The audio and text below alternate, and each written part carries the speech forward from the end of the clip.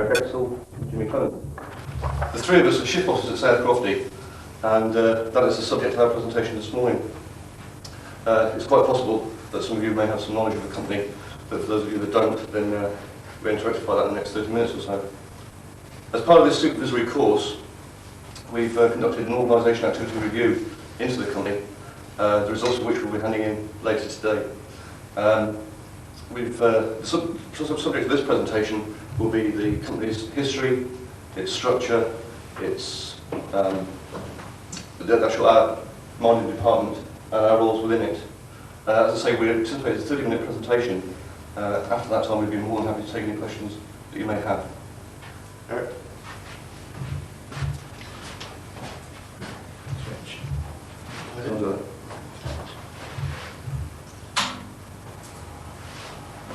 Good morning, ladies and gentlemen. My name is Eckersall. I'm a shift boss at South Crofty Mine. I'm here to give you a brief history of our organisation, as far as we can trace it. In such as, yes, change it. Start with it.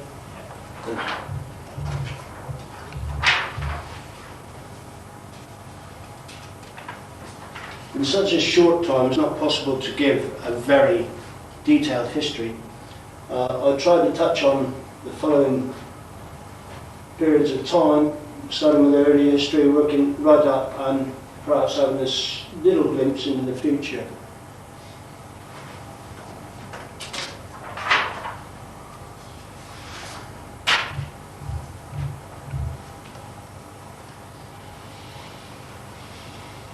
Tin was probably discovered in tin streams. It would probably be by accident, because people used to look for copper in the streams, and tin would have turned up as well, and perhaps when they were smelting it, this melted substance came out, and they discovered uses for it. It goes back a really long way. I'm going to have to read this one, unfortunately, because my other one's fallen down. If we could just concentrate for a little while. Mitten da på public go. In Becarrick Lawson Course, Nanshaw 3 mil blog. Stanave Gwerthis Apprentice. And you're looking at me, and if I could do the rest of the presentation in that, I'd be happy. Really, that was the language that tin was traded in over 3,000 years ago. And what it actually says is, good morning, ladies and gentlemen, tin was traded in in Mounts Bay 3,000 years ago. Tin was bought and sold. Okay. There's reference to Greek traders and Roman traders. In fact, just as an aside, the Romans didn't conquer Cornwall because they were able to trade with the Cornish. There was no need to conquer them. Okay, thank you, Martin.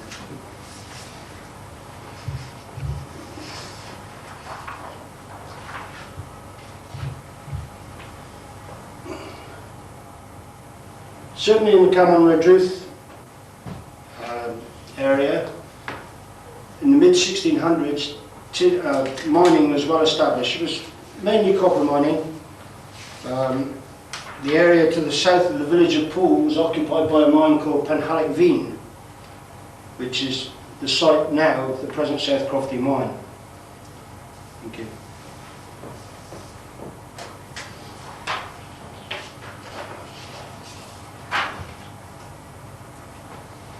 In 1710, Francis Bassett, who was the lord of the manor at the time, obtained the lease of Penhallock Veen, and turned out to be probably one of the best things he's ever done. He made a family fortune from it. In the 30 years from 1710 onwards, the Bassett family fortune was made from the copper that was mined at Penhallock Veen. Unfortunately, things go in cycles, and Penhallock Veen struggled towards the end of the 1700s, and it was incorporated into East Real Crofty in the 1820s. Okay. The reason is that copper was discovered on Anglesey, huge amounts of copper, close to the surface, no problem to get it. And all the mines in the area shut. The majority of the mines, not quite all of them. Penalty was taken into Eastfield Crofty, and then Eastfield Crofty failed as well. Eastfield Crofty struggled as well. They didn't actually close. What they did, they sold off a lot of land, and what was left was renamed. It was something that went on all the time. People were moving mines changed names. Usually they were named after the wife of the mine captain or the manager. So that's when South Wheel Crofty first came into existence. Still a copper mine basically, but depended more and more on tin as it deepened. Unfortunately, the tin price collapsed almost 100 years ago.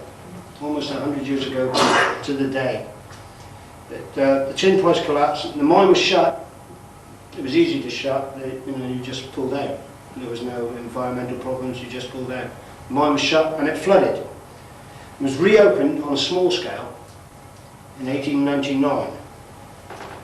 Obviously, it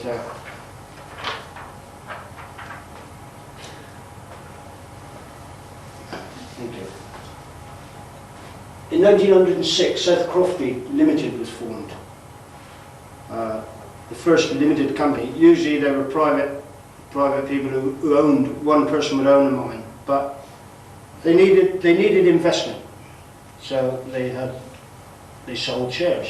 More people came into the company, more money was available, and they had a very, very successful period. For the following 70 years, they bought up mines. The most important of those being Dalcoath, which for those of you in the mining business will probably know, Dalcoath was known the world over as the Queen of Mines. And it leaves us with a very Cornish saying, as an aside, as deep as Dalcoath. And my gran used to say to me all the time, "You're deeper in Dalcoath," with a reference to a person's ability to keep themselves to themselves. So, also a fact that Dalcoath was the deepest mine in Cornwall at the time.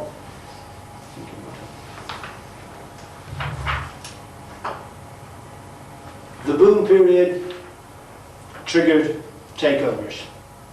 Price of tin was high. Multinationals saw a chance to make money. So they came in, several of them, one after the other.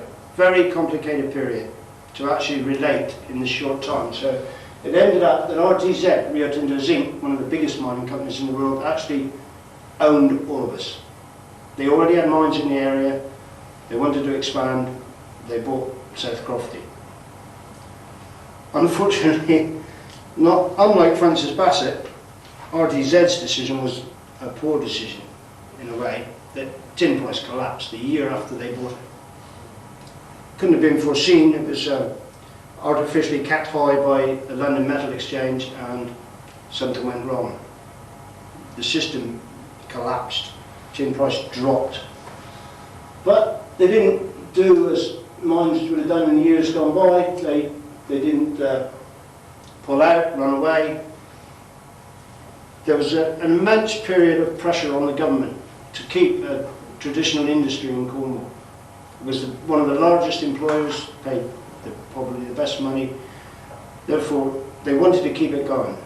Pressure, media pressure, worker pressure, management pressure.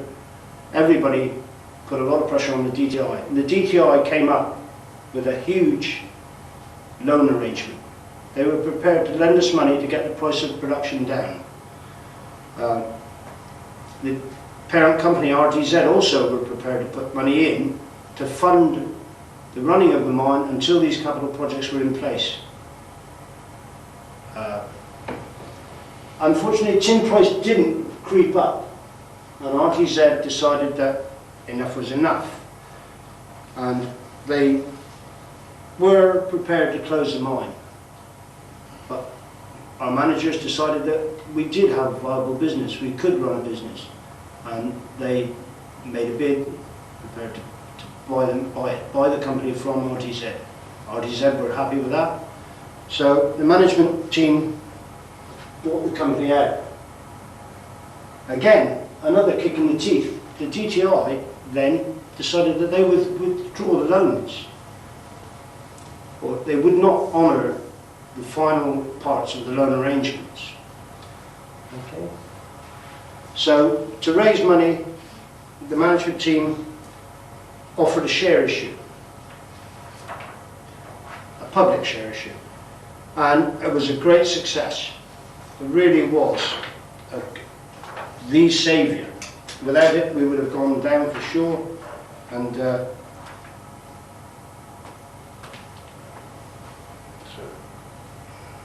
without it, we would have gone down, that's for sure. The biggest buyer of shares was Crew Natural Resources, a Canadian company, Canadian investment mining company. People who look at things over a long term. They weren't there to make a quick profit. They knew that it was going to be a struggle for until the price of tin came up, and probably would be. So Crew are at present owners of 70% of South Crofty. They actually own 70%. The company's been renamed South Crofty Holdings, and then DTI were persuaded again with a lot of pressure to write off the loans. RDZ did the same, and therefore now we are a debt-free company. We are a debt-free company. A good company for anybody to have, I would think. We are now embarking on an investment in people program, which is to look towards the future, so the company is looking at the future. My own, this little thing here, which I put in, that's my own little thing that I would like to say, my own personal ending. I would like to think that this history of South Crofty is only halfway written. Thank you.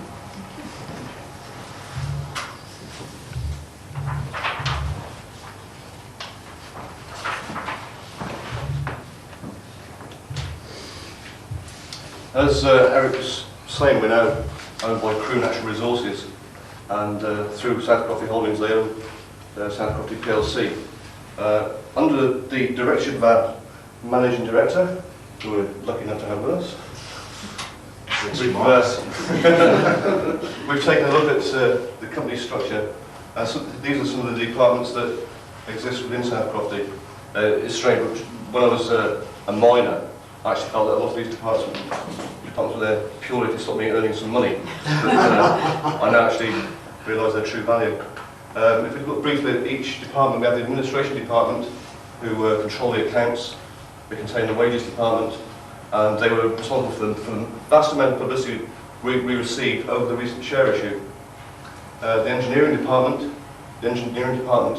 provided mechanical and electrical backup to the mine by way of fabricating, fitting and maintaining the plant that is deployed around the mine.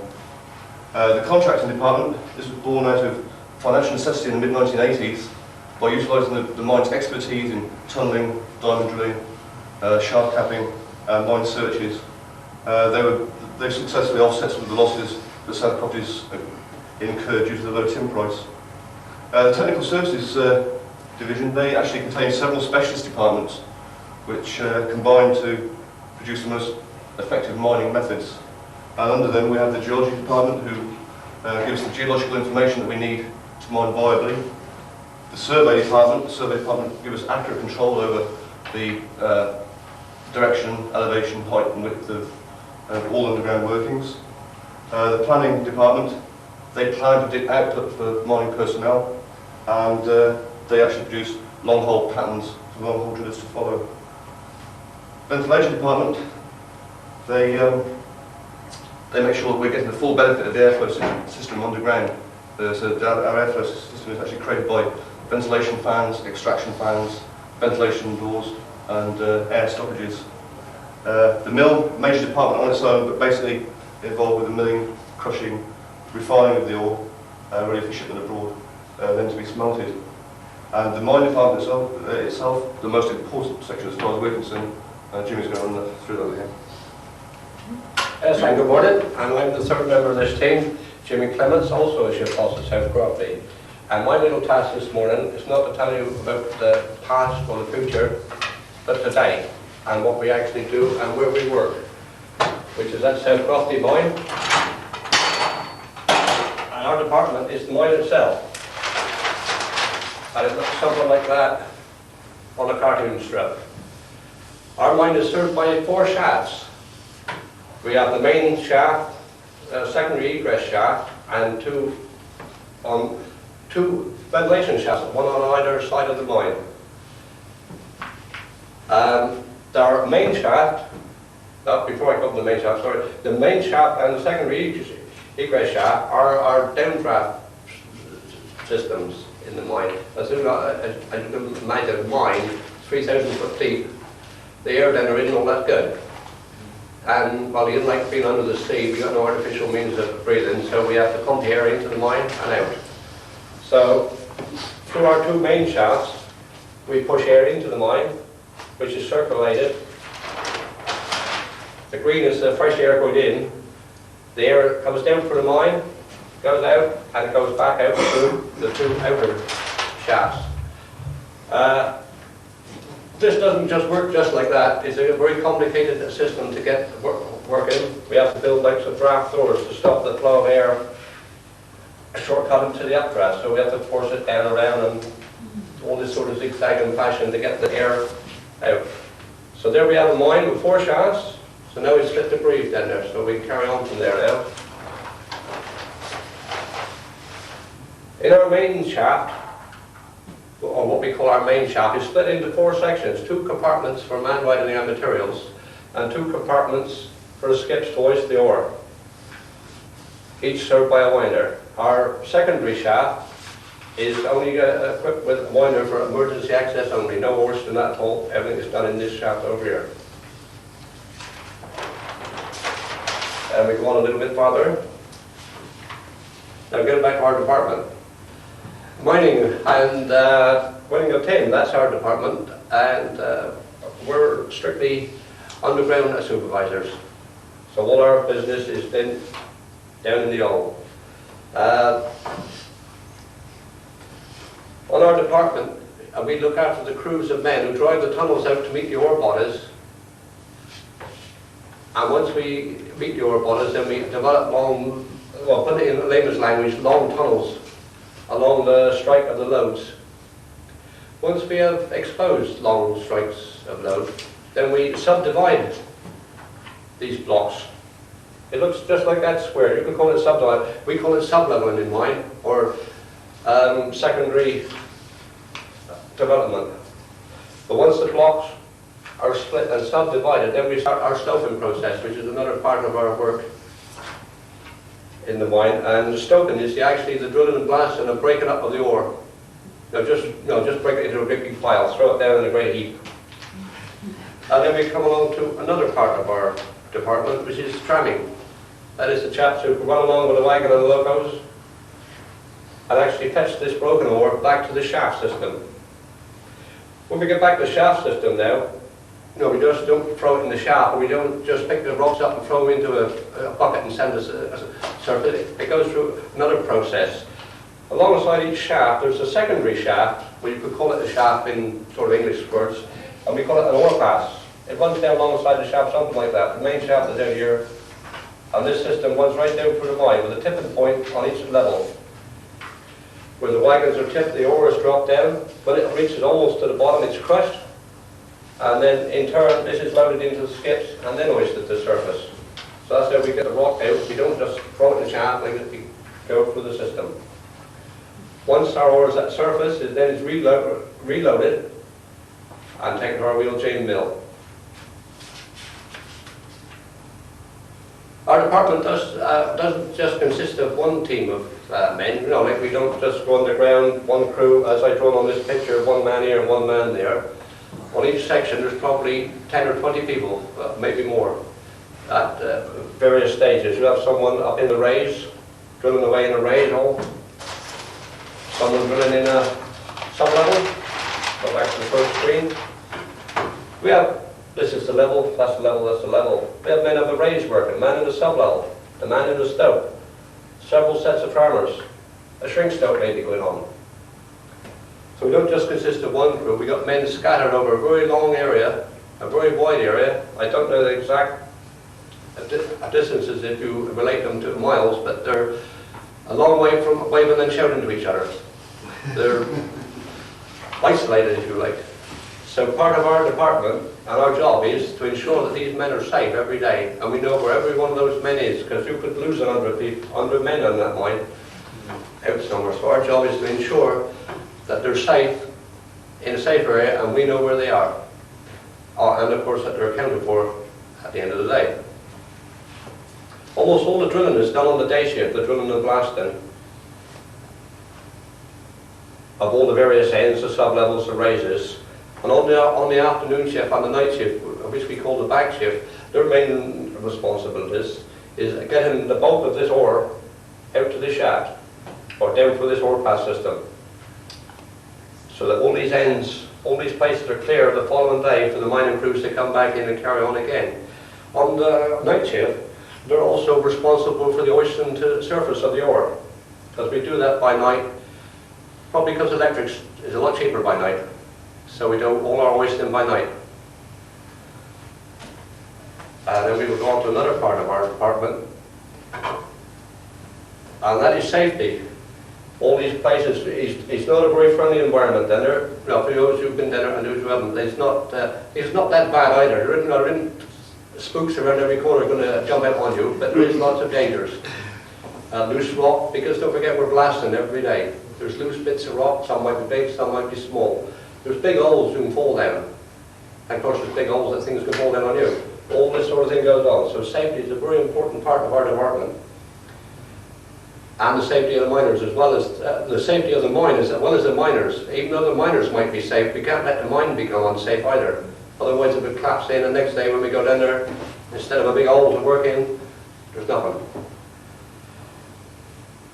Getting back to the rest of our job, this all doesn't just happen. We don't just drop holes in the ground, drive out little holes and think, there's a load of tin.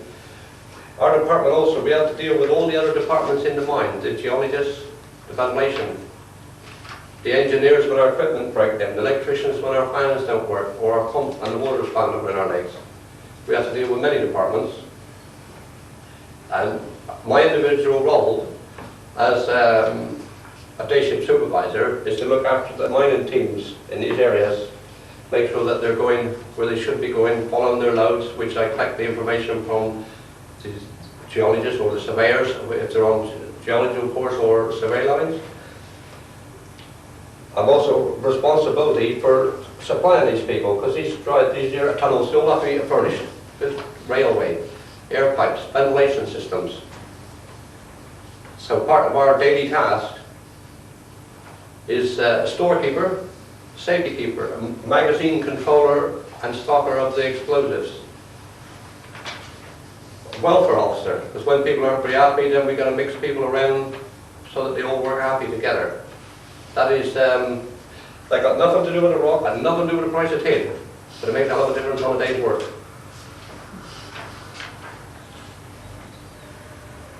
And, well, that's about it really for our departments, because I can only flash through it because we haven't got too much time. We have a mine, we have a ventilation system, we have development of various sorts, we get the rock trammed out to surface, and hopefully we plan forward far enough and do it right so that the job is still there tomorrow and we still are on the straight lines to keep in production. Thank you, and back over to Martin. As Jimmy so eloquently put it, that's the way our department works. My job differs to Jimmy's because I'm on the back shift, which is mainly to do with the production side of things. But during this course, we've actually had to break our jobs down to component parts, and we've actually realised that we're vastly underpaid, haven't we? We've actually seen all the things that we've yeah, please do make notes. Well, on a typical shift, we have to find out what the priorities are as regards tramming. The mine captain will have information from geology, and he can sort of like mix and match various areas of the mine so we can get the desired grade of tin. When these priorities are known, then we know we're going to have to send people into these areas to work. We should have to take account of, because of the presence of radon underground, we actually have a radiological protection advisor who monitors the hours that we spend underground in the different areas. If a worker is coming up to his yearly limit, then we can put them in an area of lower concentrations. This is something we have to consider. Training, ongoing training, we actually look at the people as they're working. If we feel they do need training, we can recommend that. Monitor their progress after any training. I think between the three of us, we've got probably 70 years experience underground, and obviously that's something that can't be bought. It's something that we're almost sorry, what I was going to say now. Skills-wise, I feel that as a miner, I had a lot of motivational skills I feel I brought to this job, because it is difficult. The mine is still not making money, so we have to motivate people as best we can, because we just haven't got the financial resources. I think that's all I have to say.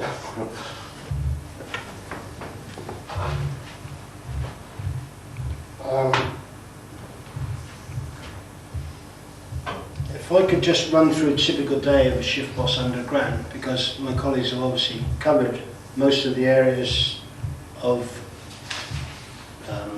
tasks that we do actually cover.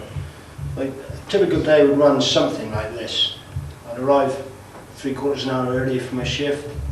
I'd read the previous reports from the day shift and read the day book, just to make sure that there was nothing going on that would cause me problems on my shift. I would consult the mine captain, and then I would probably go and get changed. I would come out, and then I would start looking for the people who were due to be on my shift, team them up. I work as part of a two-man team, and my colleague is probably one of the most experienced shift bosses at the mine. So he's been in the system a long time, and he knows the ropes. So although I haven't been doing it very long, I've had a good teacher. Things do come together smoothly. If you were there and saw the chaos, you would never believe how smoothly it runs. I would then get changed, tell everybody what they had to do, check once more that nothing's changed during the meantime, and then I would go underground. I'll start at the top of the mine and work my way down through. I'd visit all the crews, all the places where anybody's working during that day, just to ensure that that they were working safely, that they had the equipment to work with, and that they were working productively, that they weren't doing something that was obviously not in the right direction, or that they had all the materials, everything to work with, so that the day would go on really nice and smoothly. I would let them know where I would be at any given time, to the best of my knowledge, and that they could get in touch with me if a problem arose after I left. Then that would take most of the day, because on the back shift you're responsible for all the levels on the mine. So you'd work at the top and you'd travel down through probably 5 levels. Not all of them would have somebody on, some of them would have people on who were a mile away from the shaft. So you'd have to go, come back to the shaft, move down, perhaps a mile in the other direction. And you'd eventually get down to the bottom, where hopefully you'd have a cup of tea. Try and grab 20 minutes to have a cup of tea. What I try to do is try to have a cup of tea with a different crew each day, 20 minutes. Sit down, that's my period for socialising, because at the beginning of the day you can't socialise, at the end of the day you don't want to socialise, you want to go home. So being social is part of the job. You have to find out how people are feeling, to motivate them, and to explain why things are happening, and that is a good time to do that. I would leave for surface probably 3/4 an hour before the end of the shift. I would go and get showered and changed, and then I would fill out all the forms that need filling out, as Jimmy explained to you. There are reams of paper to fill out. Then would wait for the shift to come up, checking that everybody was up safely, that there was no problems that were going to affect the next shift, and I would fill out all the books. I'd send my reports through to the mine captain, wish everybody good night, and leave. Thank you. Okay, I think that's probably it. Narasta we on and have all at these. Thank you very much. That's it. Thank you very much. Okay, thanks very much. I might have lost my overhead. Lost my overhead. Are you ready to take questions? Yes. Yeah? Okay. Can I offer to one of you chaps? Anybody? I'd like to clap. Thank you for that. I'm sorry, they're not actually quite out of the No, I room yet. We apologise, it wasn't the end. Right. A little bit more, actually. Okay, okay. And I'm not going to make any excuses for reading this word for word, because it's something that people should take on mind. It's something I feel very strongly about, and I'll probably get a tear in my eye at the end. South Crofty as an organisation needs to be dragged kicking and screaming into the 21st century. A company that has been in existence from one form or another for over 300 years is sure to have carried over its fair share of poor and wasteful practices. To change the way that any traditional industry works is a slow and painful business. It needs to be handled carefully, sympathetically, but firmly. We as a company have come a long way in a short time. And because we're still in existence, it must be assumed that we've done so successfully. There's still some way to go. And it seems to me, for the company to achieve its potential, all personnel in influential positions must lead with enthusiasm and drive to embrace new technologies, new working practices, and new methods. IIP was a good start. NVQ courses should be encouraged and nurtured. And the young people in the company, the new young people in the company with ideas and enthusiasm, must not be driven to feel that they must leave to better themselves. It should be likened to the fairground ride. South Crofty should be the most exciting fairground ride there is, and people should want to stay on it. Thank you. Thank you very much. Thank you. Paul, have you any questions for any of these gentlemen or all of them? No actual questions, and I think, I don't know what he was worried about. I'm interested in doing what they were like up there. Yeah. My big ears, very good. Yeah. No questions. Kevin, any questions on any of the content at all? I'm interested in some. I like the presentation overall. I think that's a really good advert for the mine. Very simple, good stuff. With the time that you had, I mean, which areas would you like to improve on? Well, as regards this course, No, the presentation and the presentation of what your job is. we've had a bit of a struggle really because we're all on different shifts. Night shift, afternoon shift, day shift. Getting together is an absolute nightmare. We feel we could have done 10 times better than this if we'd had the time. Obviously, the mine comes first, and we actually do it within the time. A really good job. I'm just interested to know where did you feel that you would have liked to have done a bit more Time mostly, isn't it? Time was the main problem. Yeah, because if we want to do a proper presentation on each one of us, it'd be half an hour each, and you'd be bored to tears. So this is just a free flash through. But I think that's a very good point, though. Yeah. Don't Is think- that you've got over an awful lot in there. We had to Within, try to come in and done it very well. just a quick flash. So like I said, if you really want to push yourself forward, you need half an hour each. And this, of course, he just didn't design that way, but we're quite happy with the flash through.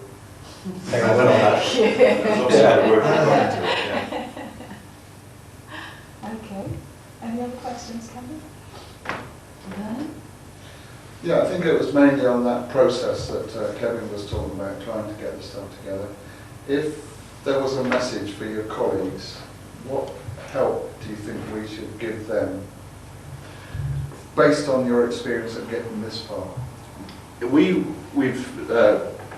enjoyed this course. The length of time we've been on it.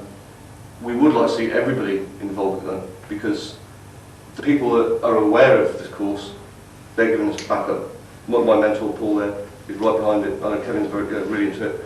But the people that are not very, they don't know what it's all about. They've been very negative about it, and it would be great if we could actually get over the positive points of this course. It would be to the betterment of the mind overall. We've noticed a difference already, haven't we? Yeah, we do know this already. This is part. And they're getting more enthusiastic than they were, because now we're sort of coming to a completion, and the boys up South Crofty have seen us near the end with our finished work, and I've even given them the file, I've glanced through that. Grand job, I can imagine I could do that myself, but the interest is there. They're not just flipping it, Sympathy. they're going for it, you know what I mean? So I think you might win over. We'll get more. I hope Yeah, so. I think we might. Really do hope so. It's the way to go. How could Kevin help them to come across more enthusiastic? Well, I think the main way is to allow them the time to do it. This was a team effort. Perhaps we didn't put enough thought into it being a team effort. Perhaps we should have done it individually. It may have been better done individually because we couldn't work together. It was just impossible. I mean, Martin arranged the day off yesterday, just as an instance, and his colleague on shift fell sick. So we were stuck. We couldn't meet. Jimmy had a shift to do yesterday morning. We should have been practicing our presentation yesterday morning.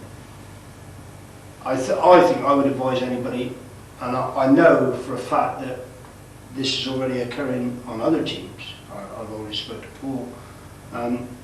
It's very difficult if you're a member of a team to work together. The mind has got to carry on. People have to do their job. We can't afford. Hopefully we're not overstuffed that much that people can just take the day off and not be accounted for. I would advise people to do it individually. I really would. I think.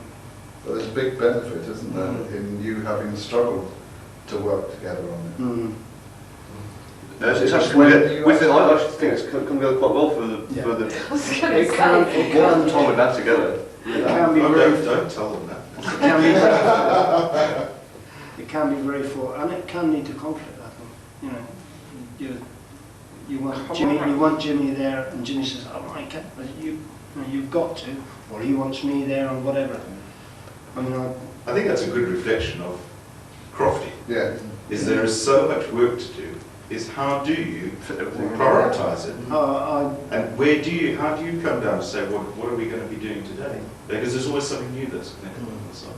So I think you've actually gained an awful lot by saying, actually experiencing the difficulties, which I think you already knew, but you've actually had some real direct difficulties with something that you were trying to do.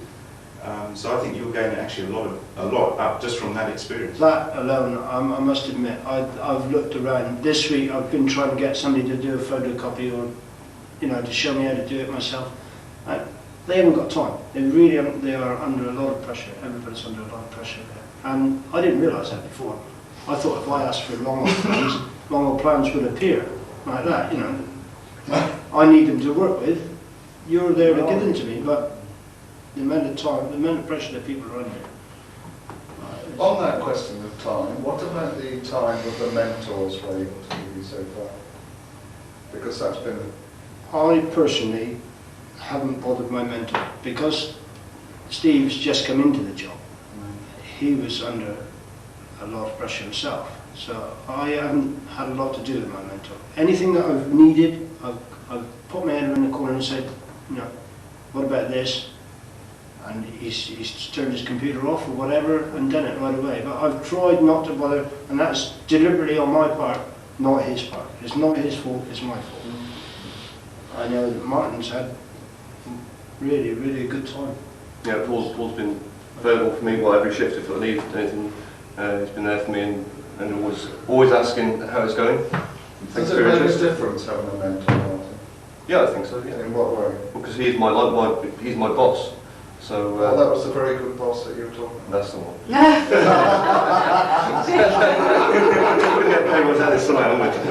That was when you asked me to say it. Another good point is, though, that everywhere we've been at South Crofty, well, that's all three of us, everywhere we've been around to collect a little bit of something, or could you type this for me, or do something for me, well, we've had 100% backing. Everybody had a full workload, but everywhere we went, people found the time to say, hang on a minute, I'll give you a hand with that, or this is what you want, this is the help you need. Even though they all had their full workload, even old Kevin Ross spared us a minute or two. You know what I mean? So, we're all three standing here now and got through this first piece with the help of quite a lot of people back there. But you did it. So I think that's a big help really. So it shows there is a bit of interest to back us through. And maybe a lot of them are going to come behind the course behind us, so Well, you're the pioneer. we'll give them an help. Yeah, I think that is an important thing to take on board, is that anybody that comes behind us, we'll be able to give them our support. Yes. We So know much what they're going to go through. Well, yeah. It's so much easier. Well, hopefully we'll make it a lot easier for them. Yeah. We've still got some questions for you, by the way, so don't. Madame Joyce is coming back. Oh, I'm sure you'll find your voice from somewhere about it.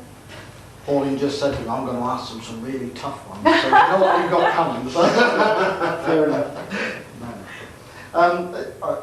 Can I just ask one about the safety, because that's obviously a primary feature of your role, isn't it, to ensure safety within the mine. Could you say something about the safety record while you've been working there, and how you hope to improve it in the future? Well, our safety record is very good, really.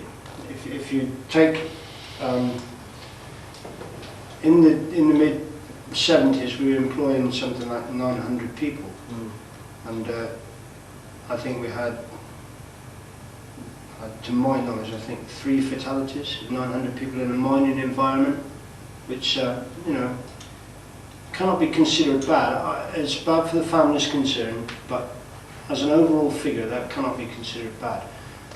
Hopefully, when we re-employ 900 people, we'll have no fatalities in the same period, and that's what we're aiming for. Is there any pattern to those accidents that cause fatalities? Are they similar kinds of accidents, or are they different things? Mostly one-offs. Yeah. Because if there was a pattern to it, well, you know, we would have stamped it out a long time ago. So they're strictly one-offs, and the last one was a long time ago as well. But they are pure accidents. Yeah. You know, you can't foresee them, so you Things can't could say that's a pattern. Someone's going to get killed there. If it was something in that sort of line, if been stamped out, would that be our job? You know, we would fix that first off. And safety is our job anyway. It really is 95% of our job. Yeah. The actual running of the mine is almost incidental to the safety, health and safety. Can I ask how people communicate with you if anything did happen? Have you got a radio link or anything like that? Or have they got to come and get you? That is the trouble with the mine, because it's a multi-site environment. We are, especially on the back shifts, we could be right at the end of the top end of the mine and we could have problems down the bottom. Yes. But there are 2 supervisors on, and we try and keep within a certain area. And we've got a telephone system on the ground, and we generally let people know where we're going to be at a given time. Oh, you have? You got a telephone? Yeah, quite a good network. We do have a central system. In fact, there is always the facility to phone to surface. Yeah. And surface would actually take over the running of the emergency until we were aware of it. So that's the way it would work. I mean, we have a medic on site, and he would, if it was somebody trapped or injured, too badly to move, he would come to the injury, and we would be made aware of it through bush telegraph. That's the way it works. But we do have an agreed system for an accident. We have an accident formula where people ring, somebody has to stay by the phone. We do have a set down pattern for dealing with accidents. Can I ask just one more? Yes, go. The people that actually do the blasting, is that you? Or No. There are people especially training for that purpose, obviously. What sort of training do they receive for that? All people who have to do any work that is basically the majority of work underground is controlled by tickets of competence, which it's like a driving license. You're looking up to a driving license. You're competent to do that job. So And you shot have a fire, license to operate. Yeah, that's right. Yeah, a shot fire would have a shot fire certificate, and he would be the only person allowed to blast. You either have a primary ticket or a secondary ticket. To fire holes, you need a primary ticket, and all shot firers would have it. And have they got to be retested every so often to make sure they're, you know, applying the proper standards? No, they're not retested. They're tested at the beginning. They're not retested, but if they were to transgress any of the rules and they were caught, they would have the ticket removed, and then they would have to be retested. In fact, I don't know of anybody who actually has had their ticket removed and replaced. Normally, if it's that bad, they would have the ticket removed and not replaced. They would be given a different job. I can lighten on that a little bit more. This year at Blaston, it's not just the persons involved that we keep a very strict timetable on it, it's the times they blast. Right. The blasting is done on a strict timetable in a sequence so that someone is not walking along somewhere when someone should be blasting. Yeah. So it's covered from every angle. And that would be your responsibility to make That sure is our that was all- responsibility. Yeah. When you get around to reading our files a little later, you'll probably see some evidence of these time schedules in them. And maybe you'll be a little bit better aware of yourself saying that it's very strictly controlled. Thank you very much. Lovely. I've got a question for each of you. Okay, the different questions for each of you. Won't be long now. Take a breath in there. If I can start with you, Martin.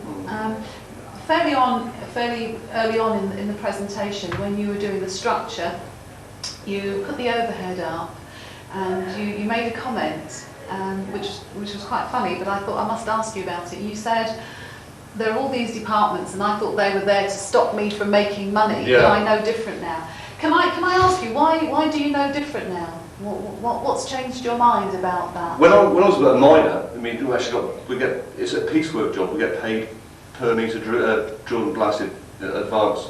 Now, if anybody came along to stop you doing it, then that stopped me earning my money. And that could be the geologists. They could say, "Oh, you've got to strip out here because you're going off load."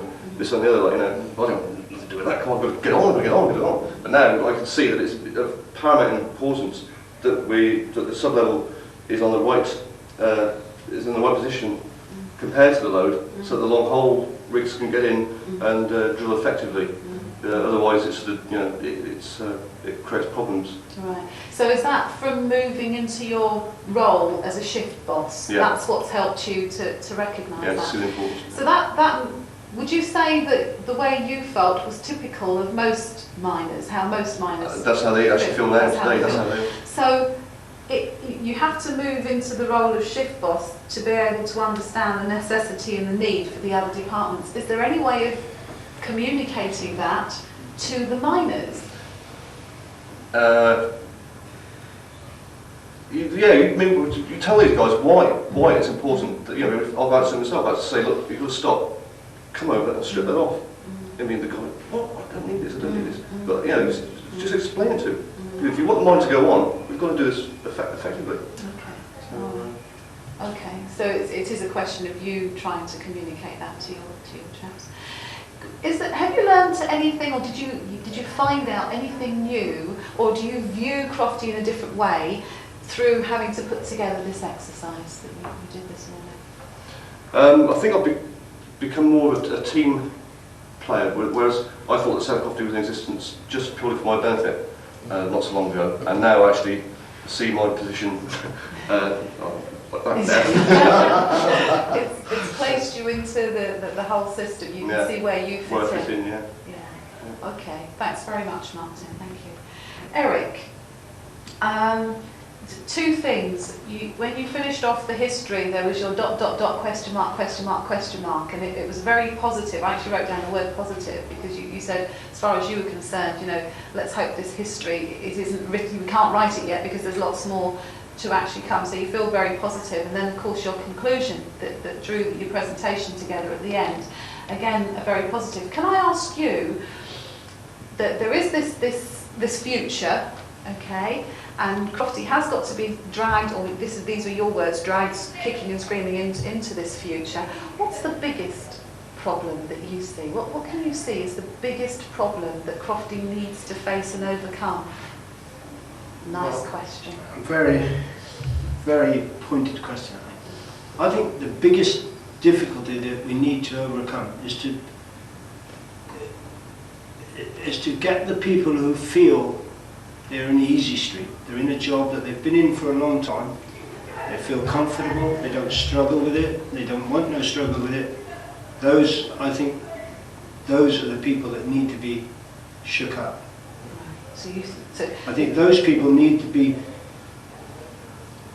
either moved aside or convinced that they need to change.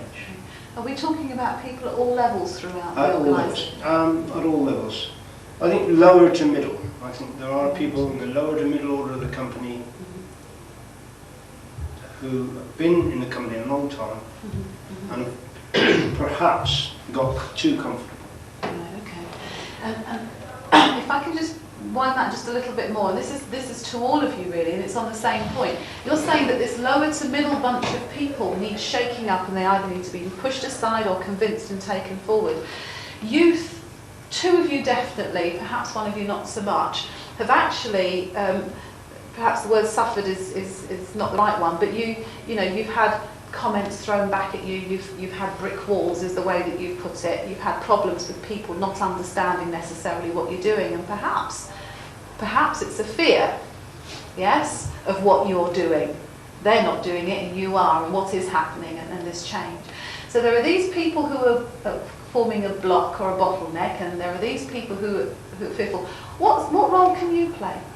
Because quite a lot of the time we're actually talking about what the leaders should be doing. The leaders, I take it, you mean the managers and the director, managing director.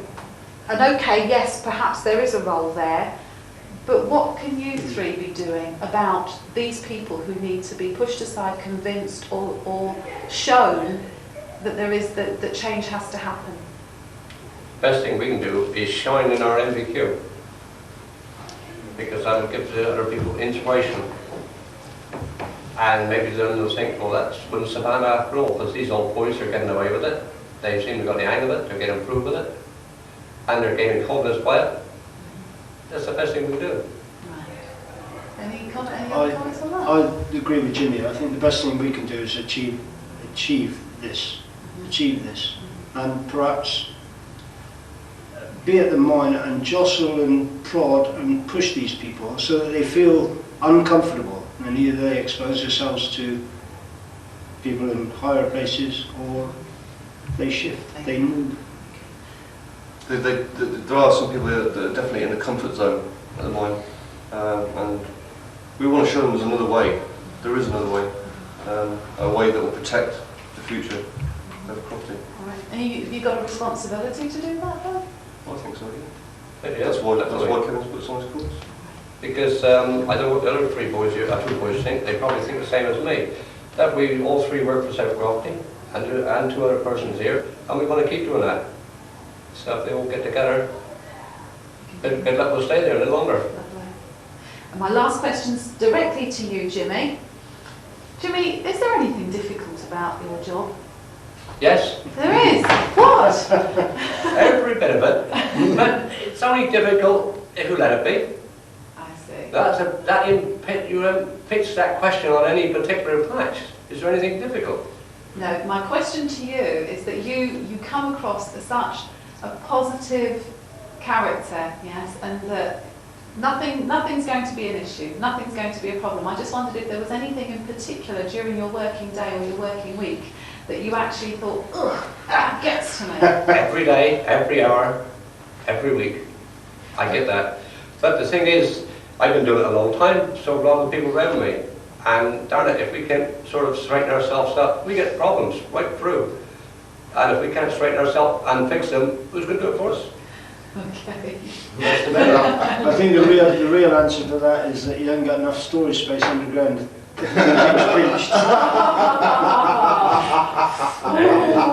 I was going to say the other one is there's bugs on his tomatoes. Thank you three very, very much indeed. Thank you. Go have a cigarette, have a coffee, have a breather, whatever you need to do now. Give us 10-15 minutes and I'll come get you. Can we leave for... Leave all that now. Yeah, leave all that now. Thank you very much.